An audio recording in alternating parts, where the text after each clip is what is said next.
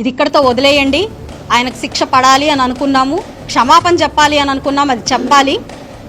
శిక్ష పడాలి అనుకున్నాం, చట్టం తన పని తను చేసుకుంటూ పోతుంది. దీన్ని అన్నెసెసరీగా డైవర్స్ పాలిటిక్స్ చేయకండి. మళ్ళీ మాట్లాడితే మళ్ళీ వస్తాం, ఇది హెచ్చరిక. మళ్ళీ మాట్లాడండి, తప్పు మాట్లాడండి, మళ్ళీ వస్తాం. కాబట్టి దీన్ని ఆపేయండి. మీ పరామర్శ కోసం పాపం ఆయన దారి ఖర్చులకి ఆస్తులు అమ్ముకోవాల్సి వస్తుంది, గుర్తుపెట్టుకోండి. ఇది గనక రిపీట్ అయితే ఒకళ్ళం కాదు, ఈసారి ఒక మహిళని మీరు అవమానించినందుకు గుంటూరు మహిళ గల్లా మాధవి గుంటూరు మహిళలను వేసుకొని మిమ్మల్ని క్వశ్చన్ చేయడానికి వచ్చింది, గుర్తుపెట్టుకోండి. ఇదే మళ్ళీ మీరు పదే పదే గనక ప్రవోక్ చేస్తూ డైవర్స్ చేస్తూ మితిమీరిన వేషాలు గనక వేస్తే ఈరోజు గుంటూరు మహిళ కాదు, ఆంధ్ర మహిళ వస్తుంది బయటికి. మీరు అది గుర్తుపెట్టుకొని వ్యవహరించండి. ఇంకా చాలు, దీన్ని ఆపండి. ఈ రోజు మాట్లాడతారు, మీరు మహిళేనా, రెచ్చగొడతారా, అంతమంది రౌడీ మూకల్ని తీసుకొని వెళ్ళి మీరు ఇంటి మీదకెళ్లి విధ్వంసం సృష్టిస్తారా అని అడుగుతారు. మీరు ఆద్యాంతం నేను నా ఎంటర్ అయినప్పుడు దగ్గర నుంచి నేను మళ్ళీ లీవ్ అయ్యేదాకా కూడా మీరు నా ఫోటోలు చూడండి, వీడియోలు చూడండి, ఆఖరికి నా మొహం కన్నా చూడండి. మీరు ఎక్కడా కూడా ఒకరిని ప్రవోక్ చేస్తూ కానివ్వండి, మీరు కానివ్వండి నేను చూసుకుంటాననే సైగలు చేయడం కానివ్వండి, అసలు నేను అందరినీ ఫోన్లు చేసి పిలిపించి మీరు ప్రత్యక్ష సాక్షులా, లేకపోతే నా తరపున మీరు అలాంటివి ఏమన్నా చేసున్నారా? ఇది కూడా నా ప్రశ్న.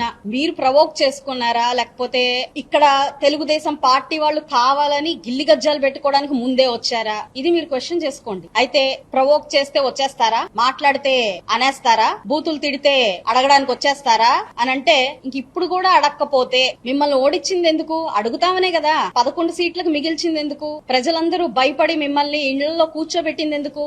మేము అడుగుతామనే కదా, అడగడానికే కదా నేను వచ్చాను.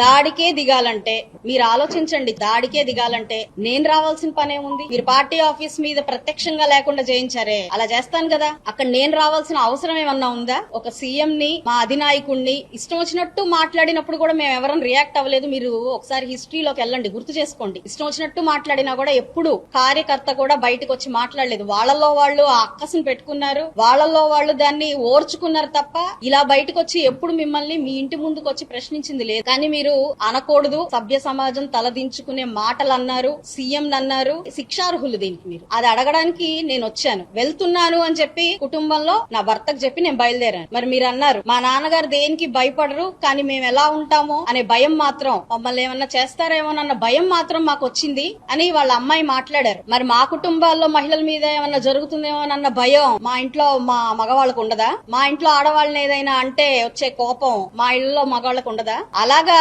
మీరు ఏదైనా చేస్తారన్న భయంతో నా భర్త వచ్చారు. మా నాయకురాలకి ఏమన్నా అవుతుందేమోనని చెప్పి కొందరు మంది నాయకులు మాతో వచ్చారు. అంతేగాని పనిగట్టుకుని ప్రతి ఒక్కళ్ళకి మీరు రండి అని నేను ఎక్కడా పిలవలేదు ఎవరిని. మహిళల్ని పిలిచాను. ఎందుకు పిలిచాను మహిళల్ని? అంతకు ముందే మీరు ఏం చేశారు? మీరు మాట్లాడిన అవాక్కులు చవాకులు తట్టుకోలేక ఒక మహిళ మీ దగ్గరకు వస్తే మీరేం చేశారో వీడియో ఉంది. బహుశా ప్రతి మీడియా బ్రదర్ దగ్గర ఆ వీడియో ఉండుంటది. రాళ్లతో కొట్టారు ఆవిడ్ని, తగలరాని చోట్ల కాళ్లతో, కొట్టరాని చోట్ల కాళ్లతో కొట్టి పంపించారు. ప్రవోక్ ఎవరు చేశారు? ఒక మహిళ. ఏమ్మా అమ్మటి రాంబాబు గారి కుమార్తె గారు నిన్న మీరు మాట్లాడారు, మహిళ కాదా అమ్మా ఆవిడ, కొట్టచ్చా అమ్మా అలాగా, మీరు రాళ్లేయచ్చా అమ్మా అలాగా? ఎందుకమ్మా మీకు అంత భయం? రాళ్లేసి తరిమి తరిమి కొట్టాల్సినంత భయమే ఉంది? ఆ బెటాలియన్ ఏంటి అక్కడంతా? తప్పు చేశారన్న భయంతోనే కదమ్మా అంత మందిని తెచ్చుకున్నారు. మరి తప్పు చేశారు, క్షమాపణ చెప్పండి. ఇంతకంటే ఏమన్నా అడిగారా మిమ్మల్ని? అది చెప్పకుండా దాన్ని మానేసి మీరు మళ్ళీ దాన్ని ఇష్టం వచ్చినట్టు మాట్లాడుకోవడం, దాన్ని మళ్ళీ ప్రెస్ మీట్లు పెట్టి కండక్ట్ చేసి మాట్లాడుకోవడం, అది ఇంకా హాస్యాస్పదంగా మీకు అనిపించట్లేదా?